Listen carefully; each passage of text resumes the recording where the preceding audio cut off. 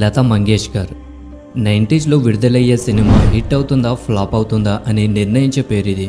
ఆవిడ మధురమైన స్వరం ఇప్పటికీ మన చెవుల్లో ప్రతిధ్వనిస్తుంది. రాబోయే 100 సంవత్సరాల వరకు ప్రతిధ్వనిస్తూనే ఉంటుంది. కానీ ఆమె ఈ కళ పురాతన భారతదేశ దేవదాసి వ్యవస్థలోని చీకటి వ్యవస్థతో ముడిపడి ఉందని మీకు తెలుసా?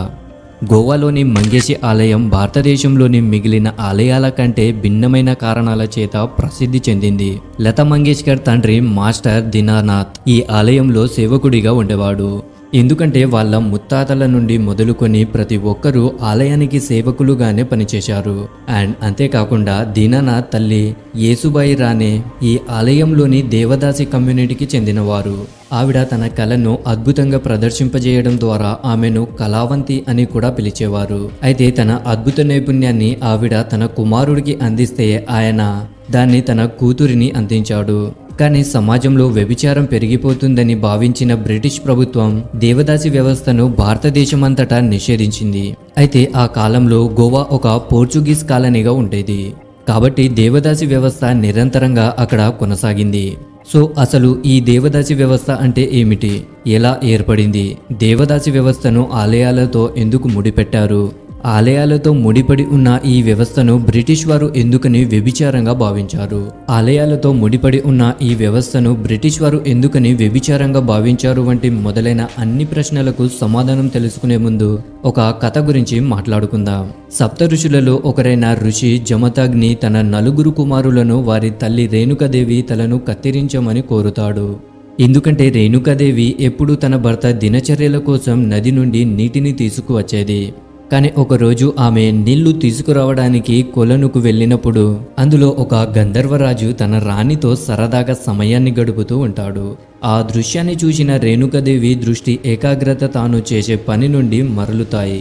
ఈ కారణంగా రేణుకాదేవి నీళ్లు నింపుకొని ఆశ్రమానికి రావడం కొంచెం ఆలస్యమైంది. దీంతో జమతాగ్ని మహర్షికి కోపం వస్తుంది. జమతాగ్ని కోపిష్టి స్వభావం కలిగిన వాడు కావున తన 4 కుమారులను తమ తల్లి తలను నరికివేయమని ఆదేశిస్తాడు. 4 కుమారులతో 3 రేణుకాదేవి తల నరికివేయడానికి నిరాకరించినప్పుడు జమతాగ్ని మహర్షి తన యోగ శక్తితో వారిని కాల్చివేయగా పరశురాముడు మాత్రమే తన తండ్రి ఆజ్ఞను అనుసరించి రేణుకాదేవి తల నరికేస్తాడు.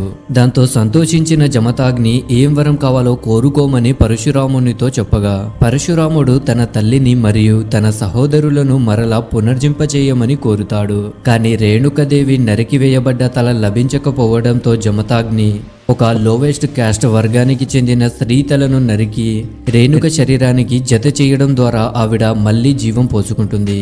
ఒక దిగువ కులానికి చెందిన స్త్రీ ఇప్పుడు ఋషి జమతాగ్ని భార్య. జమతాగ్ని రేణుకాదేవిని పునర్జీవింపచేస్తూ అన్మ్యారీడ్ ఉమెన్స్ దేవి ఎల్లమ్మకు తమ జీవితాన్ని అంకితం చేసి జీవితమంతా పూజలు చేస్తారని వరాన్ని ఇస్తాడు. ఈ కథకు ఎన్నో వెర్షన్స్ ఉన్నాయి. కానీ ఈ వెర్షన్స్ అన్నింటిలో ఈ కథ దేవదాసి వ్యవస్థకు మూలం. దేవదాసి వ్యవస్థ మూలం గురించి మాట్లాడుకుంటే దాదాపు 5000 సంవత్సరాల క్రితం సింధులోయ నాగరికతకు చెందిన ప్రజలు ఈ వ్యవస్థను సృష్టించారు. దేవరు భక్తుల విగ్రహాలను కొన్నేళ్ల క్రితం మన పరిశోధకులు కనుగొన్నారు. ఈ విగ్రహాలు నృత్యం, పాట, సంగీత వాయిద్యాలను కూడిన ఈ కళఖండాలను నిశితంగా పరిశీలిస్తే అవన్నీ ఒక కళాత్మక ఉద్దేశంతో తయారు చేయబడ్డాయని తేలింది. దీనిని బట్టి మనం అర్థం చేసుకోవాల్సిన విషయం ఏమిటంటే దేవదాసిలు దేవుళ్లకు సేవ చేయడమే కాకుండా కళలో నిమగ్నమై దాని అభివృద్ధికి దోహదపడ్డారు. అంతేకాదు అశోకుడి కాలంలో ఆయన శివాలయానికి సేవ చేయడానికి 120 మంది అంతఃపురం మహిళలను దానం చేశాడు. దీనికి సంబంధించిన ప్రస్తావనలు మనకు అనేక చోట్లలో కనిపిస్తాయి కూడా. పురాతన కాలంలో దేవాలయాలకు ఇంతమంది స్త్రీలు ఎందుకు అంకితమయ్యారు అన్న దాని గురించి మాట్లాడుకుంటే పురాతన కాలంలో మన స్థానిక దేవాలయాల్లోని దేవదాసీలను దేవతలతో సమానంగా గౌరవించేవారు. ఈ శుభకార్యం జరిగిన దేవతల భక్తులకు ప్రాధాన్యత ఇవ్వబడేది. ఎవరైనా రాజును చూడాలి అనుకుంటే ఆ వ్యక్తి దేవదాసిని కలిసి చెప్తే చాలు రాజును కలవగలడు. దేవదాసిలు సమాజంలో ఎంతో విలువైన వారు. ఒక స్త్రీ దేవదాసి కావాలనుకుంటే ఆమె అన్ని కళలలో ప్రావీణ్యం సాధించాలి. భరతనాట్యం, పాటలు, సంగీత వాయిద్యాలు, దేవుళ్ళ ఆరాధన మొదలైనవి అన్నిటిలో ప్రావీణ్యం సంపాదించిన తరువాతే దేవదాసిగా మారడానికి అర్హత లభించేది. ఎవరైనా ఒక స్త్రీ అన్ని విద్యలో ఆరితేరిన తరువాత ఆమెకు దేవుడితో వివాహం చేస్తారు. ఈ ఆచారంలో దేవదాసికి తన తల్లి చేతితో తాళిని కడతారు. పురాతన కాలంలోనే దేవదాసిలకు సొంతంగా భూములు కొనుక్కునే హక్కు ఉండేది. ముఖ్యంగా విద్యను అభ్యసించేవారు. స్త్రీలకు విద్యను నిరాకరించిన ఆ రోజుల్లో దేవదాసిల సామాజిక వర్గం మాత్రమే విద్యావంతులు. వారికి సంపద, ఆభరణాలు పుష్కలంగా లభించేవి. దేవుడి కోసం నృత్యం చేయడం, పాటలు పాడడం వారి ప్రధాన విధిగా ఉండేది. అంతేకాదు, గర్భగుడిలోని దేవత విగ్రహాన్ని తాకడానికి వారికి మాత్రమే అనుమతి ఉండేది. ఎంతోమంది విలువైన మహిళలతో ఏర్పడిన దేవదాసిలను ప్రాచీన కాలంలో అనేక పేర్లతో పిలిచేవారు. వీరికి మదంగి, సాధన, నాయకి, పాసవిసూలి, మహాపావిని, మాణిక్యం, తాలిచేరి స్త్రీలు ఇలా అనేక పేర్లు ఉన్నాయి. వాటిలో ముఖ్యమైన పేర్లలో ఒకటి తలస్సేరి. ఈ వర్గం యొక్క ప్రస్తావన తంజావూరు పెద్ద ఆలయం యొక్క శాసనంలో చూడవచ్చు. తంజావూరు పెద్ద ఆలయ నిర్మాణం పూర్తయిన తరువాత రాజా చోళన్ ఈ ఆలయంలో సేవ చేయడానికి 400 మంది తలస్సేరి మహిళలను నియమించాడు. పురాతన భారతదేశంలో ధనవంతులు, రాజులు మొదలైన వారు దేవదాసిలకు ఆర్థిక సాయం చేయడం వల్ల మోక్షం కలుగుతుందని భావించి అధిక మొత్తంలో ధనాన్ని ఇచ్చేవారు. కానీ ఈ క్రమంలోనే కొంతమంది నీచులు తమ ఆనందం కోసం దేవదాసిలకు డబ్బులు ఇచ్చి వారితో నృత్యం చేయడం వంటివి చేయించడం మొదలుపెట్టారు. అయితే కాలక్రమేణా కాలం గడుస్తున్న కొద్దీ భారతదేశంపై విదేశీ ఆక్రమణలు ఎక్కువయ్యారు. విదేశీ ఆక్రమణకారులు భారతదేశంలోని ఆలయాలన్నింటినీ నాశనం చేసేశారు. వీటితో పాటుగా 17వ శతాబ్దంలో సుమారు 250-300 సంవత్సరాల క్రితం బ్రిటిష్ వారు క్రమంగా భారతదేశానికి వచ్చి భారతదేశాన్ని తమ ఆధీనంలోకి తెచ్చుకున్నారు. ఈ కారణంగా దేవదాసిలు దేవాలయాలతో పాటు పోషకులను కూడా కోల్పోయారు. సమాజంలో వారికి ఉన్న గౌరవప్రదమైన హోదాను కూడా కోల్పోయారు.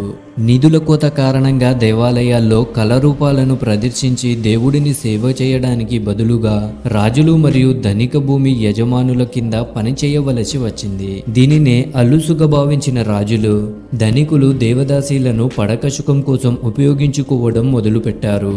ఈ కలయిక నుండి జన్మించిన బాలికలను తిరిగి దేవాలయాలకు సమర్పించేవారు. మరోవైపు బాలురు సంగీతకారులుగా శిక్షణ పొందేవారు. ఈ చక్రం ఇలా కొనసాగుతూనే వచ్చింది. మరియు కాలక్రమేణా దేవదాసీలను తక్కువ స్థాయి వేశ్యలుగా చిన్నచూపు చూడడం మొదలయ్యింది. ఏన్షియంట్ ఇండియాలో వివాహిత మహిళల కంటే సామాజిక ఆర్థిక స్థితిగతులు మెరుగ్గా ఉండే దేవదాసీలను 19వ శతాబ్దం వచ్చేసరికి వేరే కోణంతో చూడడం మొదలుపెట్టారు. దేవదాసులు తాము ఎంచుకున్న అగ్రవర్ణ పురుషులతో శారీరక సంబంధాలు కలిగి ఉన్నారని కొన్ని పరిశోధన పత్రాలు చెబుతున్నాయి. అయినా పురుషులను మాత్రం ఎప్పుడూ డేమింగ్ చేయలేరు. వాస్తవానికి ఈ సన్నిహిత సంబంధాలు ఉన్నత ఆధ్యాత్మికతను సాధించడానికి ఒక మార్గంగా పరిగణించబడ్డాయి. ఎందుకంటే దేవదాసులు దేవుడితో నేరుగా సంబంధం కలిగి ఉండేవారు. కానీ భారతదేశంలో బ్రిటిష్ ప్రభుత్వం బలోపేతమవుతున్నప్పుడు వారికి ఈ దేవదాసి కమ్యూనిటీ మొనాగామస్ ఆర్యన్ ఉమెన్స్ కు పూర్తి ఆపోజిట్ గా అనిపించింది. సో బ్రిటిష్ వాళ్ళు దేవదాసి కమ్యూనిటీకి ఒక రెస్పెక్టబుల్ స్టేటస్ ఇవ్వలేదు. ఎందుకంటే ఇటువంటి వ్యవస్థను వారు ఇప్పటి వరకు ఐరోపాలో ఎక్కడ చూడలేదు. అందువల్ల బ్రిటిష్ వాళ్ళ దృష్టిలో దేవదాసులు వేశ్యలతో సమానం అయ్యారు. ఇది కాకుండా ఈ బ్రిటిష్ ఆక్రమణదారుల అతిపెద్ద అఖండ భారతదేశానికి అతి నీచమైన తెలివి తక్కువ దేశంగా ప్రపంచం ముందు నిలబెట్టడం, తద్వారా మనపై వారి పాలన సమర్థనీయం అవుతుంది. మరోవైపు భారతదేశానికి వచ్చిన బ్రిటిష్ సైనికులు బ్రాత్లేస్తో లైంగిక సంక్రమణ వ్యాధుల బారిన పడుతున్నారు. కావున వీటన్నిటికీ దేవదాసిలే కారణమని తెల్లదొరలు భావించడం మొదలుపెట్టారు. దాంతో వేశ్యలందరూ ప్రభుత్వం వద్ద రిజిస్టర్ చేసుకోవాల్సి ఉంటుందని బ్రిటిష్ ప్రభుత్వం ఆదేశించింది. ఈ విధంగా దేవదాసి కూడా వేశ్య కేటగిరీ కింద రిజిస్టర్ అయ్యింది. Fast forward to today. ప్రస్తుతం దేవదాసి వ్యవస్థ సాంస్కృతికంగా, మతపరంగా అనుమతి పొందిన వ్యభిచారంగా మారింది. ప్రాచీన భారతదేశంలో ఈ ఆచారం ప్రబలంగా ఉన్నప్పుడు దేవదాసులు గొప్ప కుటుంబాల నుండి కూడా ఎంచుకోబడేవారు. దేవదాసి వ్యవస్థకు అక్షరాస్యత కళలో ప్రావీణ్యం ఇవ్వబడేది. కానీ నేడు దేవదాసులపై లైంగిక వేధింపులే కాకుండా కుల వివక్షత ఆరోపణలు కూడా ఉన్నాయి. నేటి కాలంలో దేవదాసులు నిమ్న కులానికి చెందిన వారు మాత్రమే, ముఖ్యంగా దళిత్, మదర్ కమ్యూనిటీస్కు చెందిన మహిళలే కనిపిస్తారు. మొత్తానికి నేడు దేవదాసి వ్యవస్థ మన దేశంలో అత్యంత నిస్సహాయ పేద వర్గాల లైంగిక దోపిడీగా మారింది. 5 సంవత్సరాల వయస్సు నుండే ఈ బాలికలను రిలీజియన్ అండ్ సోషల్ బిలీవ్ కారణంగా టెంపుల్స్కు ఆఫర్ చేస్తారు. కర్ణాటకలోని ఒక ఎల్లమ్మ ఆలయానికి ఆడపిల్లను తల్లిదండ్రులే తమ కూతుర్లను అప్పగిస్తారు. తమ కుమార్తెను దేవి ఎల్లమ్మకు సమర్పిస్తే వారి సమస్యలని పరిష్కారమవుతాయని అక్కడి ప్రజల నమ్మకం. అది సాధారణ చర్మపు దద్దర్లు కావచ్చు, లేదా కుటుంబానికి పెద్ద అడ్డంకి కావచ్చు. వారి పేదరికం మరియు వ్యాధులు దేవి ఎల్లమ్మ కోపం వల్లే సంభవిస్తాయని ప్రజల యొక్క ప్రగాఢ నమ్మకం. కొన్నిసార్లు సామాజిక ఒత్తిళ్ల కారణంగా కొన్ని కుటుంబాలు తమ కూతుర్లను దేవదాసి వ్యవస్థలో తెర వెనుక జరుగుతున్న లైంగిక దోపిడీకి అప్పగిస్తాయి. తెలిసి తెలియని వయసులో ఈ అమ్మాయిలతో జరిగే దారుణం మన ఊహలకు కూడా అందనిది. ఆలయం నుండి బ్రోతల్ వరకు, మత విశ్వాసం నుండి ఆర్థిక అవసరాల వరకు సాగే ఈ ప్రయాణాన్ని అనేక కీలక అంశాలు ప్రభావితం చేస్తాయి. చాలాసార్లు దేవదాసులు స్వయంగా కొత్త దేవదాసులను నియమిస్తారు. ఈ దేవదాసులను వారి సిగ్నేచర్ బియరెడ్ నెక్లెస్ ద్వారా గుర్తించవచ్చు. ఒక దేవదాసి తన హారాన్ని మరో దేవదాసికి అప్పగిస్తే తప్ప తన ఆత్మకు మోక్షం లభించదని వారి విశ్వాసం. లోతుగా పాతుకుపోయిన ఈ నమ్మకం ఈ కారణంగా చాలా మంది దేవదాసులు బలహీనంగా మరియు ఒప్పించడానికి సులభమైన కుటుంబాలను ఆశ్రయిస్తారు. అయితే దేవుని పేరు మీద సాగే ఈ వ్యవస్థలోకి తల్లిదండ్రులే స్వయంగా తమ చిన్న పిల్లలను దేవుళ్లకు సమర్పిస్తాయనే చీకటి వాస్తవం నమ్మశక్యం కాని నిజం. 2015లో సంపర్క్ అనే స్వచ్ఛంద సంస్థ 3 జిల్లాల్లో నిర్వహించిన సర్వేలో 57% మంది బాలికలు కుటుంబం కోసం డబ్బు సంపాదించడానికి, 42% మంది బాలికలు ఏదో ఒక ఇల్నెస్ కారణంగా దేవదాసి వ్యవస్థలోకి నెట్టబడ్డారు. 1% మంది అమ్మాయిలు మాత్రమే ఈ ఆచారాన్ని నమ్మి తమంతటా తాముగా ఈ వ్యవస్థలు కొనసాగిస్తున్నారు. 2006లో జాతీయ మహిళా కమిషన్ భారతదేశంలో ఇప్పటికీ 44 నుండి 25,000 యాక్టివ్ దేవదాసిస్ ఉన్నారని కనుగొంది. కానీ ఈ నెంబర్ ఒక మ్యాటర్ ఆఫ్ డెబిట్ గా మారింది.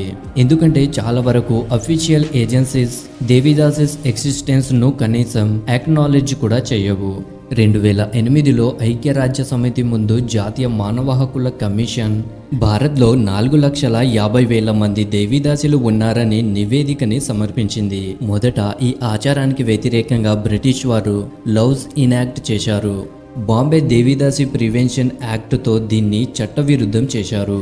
అదేవిధంగా 1947లో మద్రాసు ప్రెసిడెన్సీలో కూడా మద్రాసు దేవదాసి నిరోధక చట్టం కింద దేవదాసి వ్యవస్థను నిషేధించారు. కానీ నేటికి కొన్ని రాష్ట్రాలు ఈ విధానాన్ని చట్టవిరుద్ధంగా అనుసరిస్తున్నారు. ఈ సిస్టమ్ యొక్క జియోగ్రఫికల్ కాన్సంట్రేషన్ తక్కువే అయినప్పటికీ చాలాసార్లు చిన్న చిన్న బాలికలను ఈ వ్యవస్థలోకి తీసుకెళ్లడానికి ట్రాఫికింగ్ వంటి హరిపిక్ పద్ధతులను కూడా ఉపయోగిస్తారు. చాలాసార్లు తల్లిదండ్రులు తమ కూతుళ్లను పెళ్లిలో కట్నం ఇవ్వడానికి డబ్బులు లేవని కూతుళ్లను ఈ వ్యవస్థలోకి నెట్టేస్తారు. కానీ వారికి తెలియని విషయం ఏమిటంటే తమ కూతుళ్లను దేవుడికి బదులు బ్రోకర్లకు అప్పగిస్తున్నారు.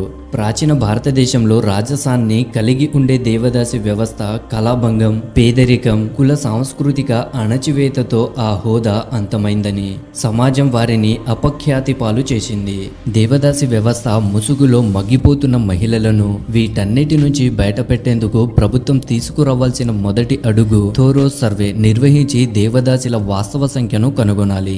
సమాజంలోని సగం సమస్యలకు సరైన విద్య పరిష్కారం అయినట్లే దేవదాసి వ్యవస్థలను అంతమొందించడానికి అతిపెద్ద మార్గం విద్య. ఫ్రెండ్స్, దీనిపై మీ అభిప్రాయం ఏంటో మాకు కామెంట్ చేసి తెలపండి. అదేవిధంగా ఈ వీడియో నచ్చితే లైక్ చేయండి మరియు ఇటువంటి మరిన్ని వీడియోలు చూడడానికి మా ఛానల్ని ఇప్పుడే సబ్స్క్రైబ్ చేసుకొని పక్కనే ఉన్నటువంటి గంట సింబల్ని కూడా యాక్టివేట్ చేసుకోండి. దాంతో మా వీడియోస్ అన్ని మిస్ కాకుండా మీరే ఫస్ట్ చూడవచ్చు. Thank you friends.